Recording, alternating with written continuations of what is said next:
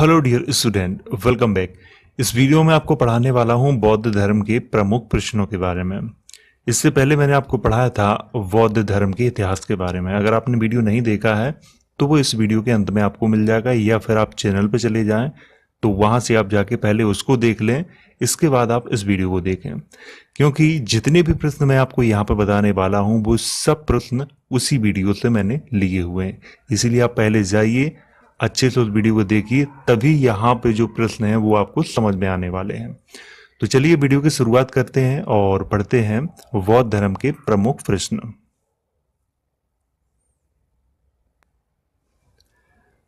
Number 1, बौद्ध धर्म के बारे में जानकारी प्राप्त नहीं होती है। तो ये रहे ऑप्शन आपके सामने: बौद्ध साहित्य, पुरातत्व साक्ष्य, विदेशी यात्रियों के विवरणों में, या हिंदू ग्रंथों में। तो यहां पर तो बिल्कुल सरल है कि हिंदू ग्रंथों में प्राप्त नहीं होती है, तो ये डी वाला सही है, पहले का डी। प्रश्न नंबर दूसरा, बौद्ध धर्म के प्रथम बुद्ध का नाम क्या है?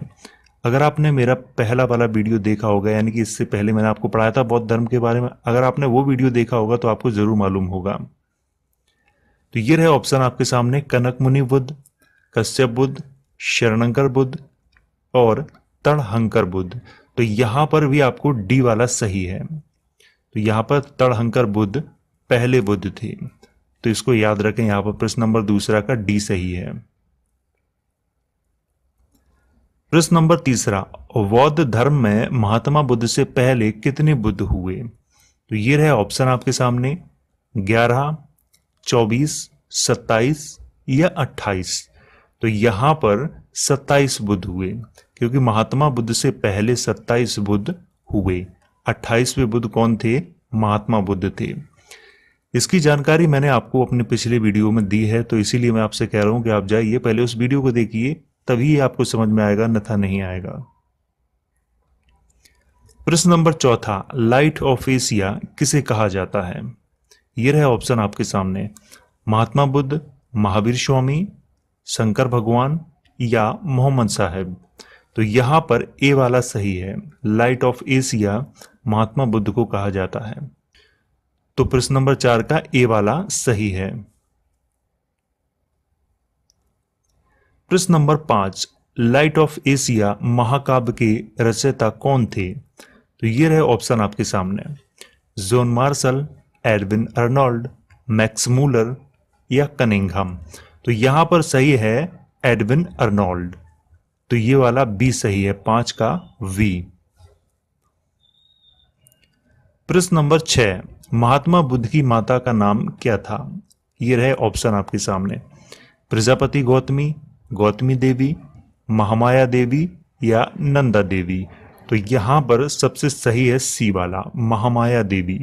तो यहां पर प्रश्न नंबर 6 का सी सही है, क्योंकि महात्मा बुद्ध की माता का नाम महामाया देवी था। प्रजापति गौतमी उनकी मौसी थी। प्रश्न नंबर 7, गृह परित्याग की घटना को बौद्ध साहित्य में क्या कहा गया है? तो ये रहे ऑप्शन आपके सामने: महाविनिष्क्रमण, महापरिनिर्वाण, धर्मचक्र परिवर्तन या वैराग्य। तो मैं आपको बता दूं कि गृह परित्याग की घटना, जब महात्मा बुद्ध ने अपना घर छोड़ा था, तो उस घटना को बौद्ध साहित्य में महाविनिष्क्रमण का नाम दिया गया है। तो ए वाला सही है यहां पे, 7 का ए ऑप्शन। प्रश्न नंबर 8, महाविनिष्क्रमण की जानकारी किस बौद्ध ग्रंथ में प्रदान की गई है? बहुत ही अच्छा क्वेश्चन है ये रहे ऑप्शन आपके सामने: त्रिपिटक में, मध्यम निकाय में, बुद्धचरित्र में या अंगुत्तर निकाय में। तो मैं आपको बता दूं यहां पे मध्यम निकाय एक ऐसा ग्रंथ है जिसमें महाविनिष्क्रमण के बारे में जानकारी प्रदान की गई है। तो इसलिए यहां पर 8 का बी वाला सही है, ये मध्यम निकाय। प्रश्न नंबर 10, आलार कलाम कहां के रहने वाले थे? तो ये रहे ऑप्शन आपके सामने: राजगृह के, वैशाली के, श्रावस्ती के या काशी के। तो ये बी वाला सही है, वैशाली के रहने वाले थे वो। तो प्रश्न नंबर 10 का वी, वैशाली सही है। प्रश्न नंबर 11, महात्मा बुद्ध को निर्वाण प्राप्त हुआ था। तो ये रहा ऑप्शन आपके सामने, कुशीनगर, पावा, श्रावस्ती, उरुवेला।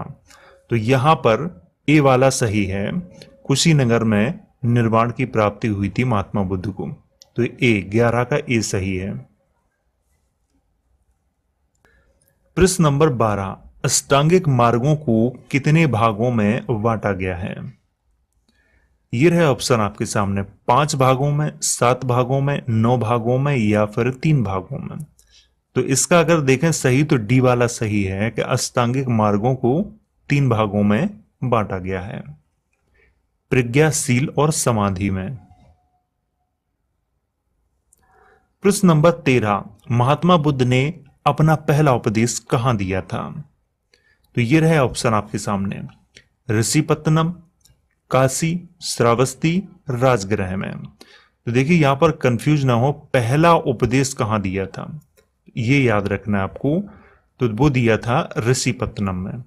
ऋषिपत्तनम का आधुनिक नाम क्या है, वो है सारनाथ। तो याद रखें यहां पर कभी कभी सारनाथ भी लिखा आता है, तो वो एक ही बात है, ऋषिपत्तनम प्राचीन नाम है।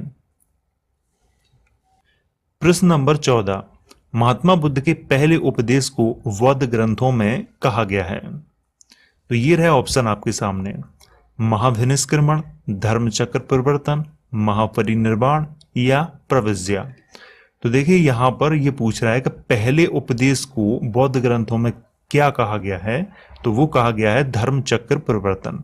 तो इसको याद रखें, यहां 14 का वी, क्योंकि जब महात्मा बुद्ध ने पहला उपदेश दिया था तो उसी को बौद्ध जो ग्रंथ है उनमें कहा गया है धर्मचक्र प्रवर्तन। प्रश्न नंबर 15, महात्मा बुद्ध को ज्ञान की प्राप्ति हुई थी। ये रहे ऑप्शन आपके सामने, राजगृह, पाटलिपुत्र, ऋषिपत्तनम या उरुवेला में। तो देखिए यहां पर ये डी वाला सही है, 15 का डी, उरुवेला में उन्हें ज्ञान की प्राप्ति हुई थी। उरुवेला को आधुनिक क्या कहा जाता है, बोध गया। तो इसको याद रखें, यहां पर डी वाला सही है। प्रश्न नंबर 16, महात्मा बुद्ध को वेणुवन विहार दान में दी थी। ये रहे ऑप्शन आपके सामने कि किस शासक ने दान में दी थी, अजातशत्रु ने, बिंबिसार ने, प्रसेनजित ने या उदयन ने। तो देखिए वेणुवन विहार बिंबिसार ने दान में दी थी महात्मा बुद्ध को, ये आपको याद रखना है। प्रश्न नंबर 16 का बी सही है, ये बिंबिसार। प्रश्न नंबर 17 में पूछा गया है कि महात्मा बुद्ध को जैतवन विहार दान में दी थी। ये रहे ऑप्शन आपके सामने, सुजात ने, अजातशत्रु ने, यश ने या विशाखा ने। तो इसका अगर सही है तो वो है ए, सुजात ने ही महात्मा बुद्ध को जैतवन विहार दान में दी थी। तो ए वाला सही है, 17 का ए। प्रश्न नंबर 18, पूर्वाराम विहार कहां पर स्थित थी। ये रहे ऑप्शन आपके सामने, राजगृह में, श्रावस्ती में, काशी में या वैशाली में। तो यहां पर मैं आपको बताना चाहूंगा कि श्रावस्ती में ये स्थित थी पूर्वाराम विहार। तो इसको याद रखें, यहां पे प्रश्न नंबर 18 का वी सही है, ये श्रावस्ती। प्रश्न नंबर 19, महात्मा बुद्ध से महिलाओं ने कहां पर संघ में प्रवेश की अनुमति मांगी थी। देखिए इसकी चर्चा मैं अपने पिछले वीडियो में बहुत अच्छे से कर चुका हूं, अगर आपने वीडियो देखा है तो आपको निश्चित पता होगा। ये रहे ऑप्शन आपके सामने, राजगृह, श्रावस्ती, वैशाली या काशी में। तो यहां पर यह है सी वाला सही, वैशाली में की थी। 19 का सी वाला सही है। प्रश्न नंबर 20, महात्मा बुद्ध ने सबसे अधिक उपदेश किस महाजनपद में दिए। ये रहे ऑप्शन आपके सामने, अंग महाजनपद में, मगध में, काशी में या कौशल में। देखिए यहां पर मैं महाजनपद पूछ रहा हूं, किस जगह दिए ये नहीं पूछ रहा हूं मैं, किस महाजनपद में दिए। तो यहां पर ये कौशल महाजनपद में दिए। तो ये वाला सही है, यानी कि डी सही है, 20 का डी वाला। प्रश्न नंबर 21, इसमें पूछा गया है कि बौद्ध धर्म के त्रिरत्न हैं। ये रहे ऑप्शन आपके सामने, बुद्ध, धम्म एवं संघ, बौद्ध, धम्म एवं संघ, बौद्ध, धम्म एवं साहित्य, त्रिपिटक, बुद्ध एवं संघ। तो इनमें से ए वाला सही है, बुद्ध, धम्म एवं संघ।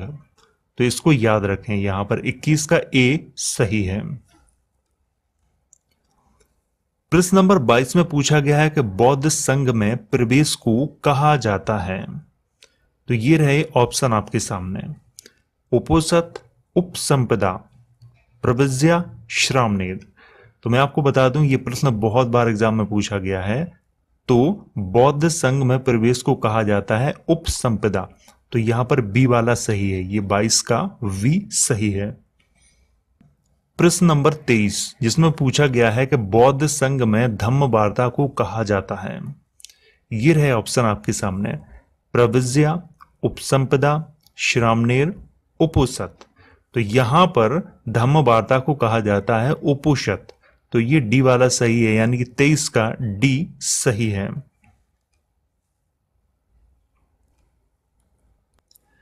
प्रश्न नंबर 24 में पूछा गया है कि बौद्ध ग्रंथ मध्यम निकाय किस महाग्रंथ का भाग है।